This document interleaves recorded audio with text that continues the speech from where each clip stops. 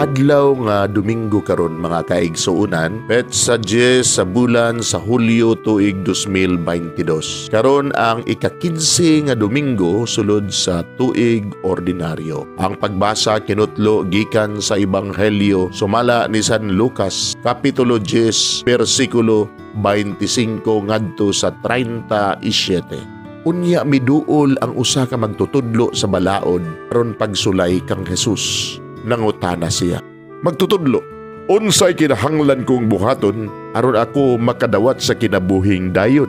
Si Jesus mitubag kaniya, "Unsa may giingon sa kasulatan o giunsa man nimo kini pagsabot?" Ang magtutudlo sa balaod mitubag, "Higugmaa ang Ginoo nga imong Dios sa tibuok mong kasing-kasing og sa tibuok mong kalag og sa tibuok mong kusog og sa tibuok mong huna-huna og higugmaa ang imong isig katawo ingon sa paghigugma mo sa imong kaugalingon." Mitubag si Jesus, "Husto ang imong tubag, buhata ka na og makadawat ka sa kinabuhi."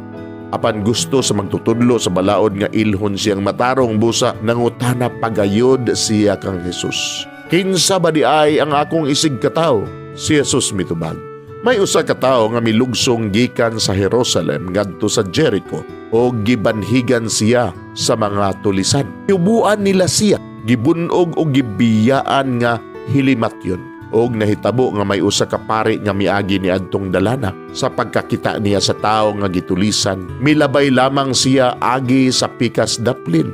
Unya nahiagi usab ang usa ka Levita. Sa pagkaduol niya, tanaw siya sa tao ug unya misaylo lamang agi sa pikas daplin. Unya may usa ka Samarianhon nga nagpanaw ni adtong dalana ug nahiagi sa tao nga gitulisan.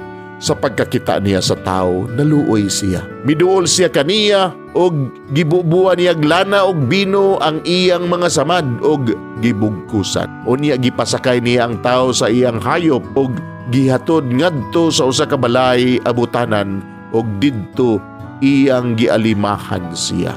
Sa pagkaugma mihatag siya 2 ka denaryo ngadto sa tig-atiman sa abutanan og mitugon, "Atiman na siya og inigbalik nako dinhi, bayran ko ikaw sa imong magasto."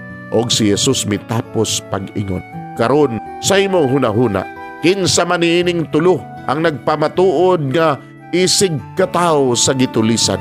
Ang magtutudlo sa balaod mitubag, kadtong naluoy kaniya. Og si Jesus bingon, "Busa, lakaw ug buhata ang sama sa iyang gibuhat." Mga igsoon, ang Ebanghelyo sa Ginoo. Daygon ikaw, o Kristo.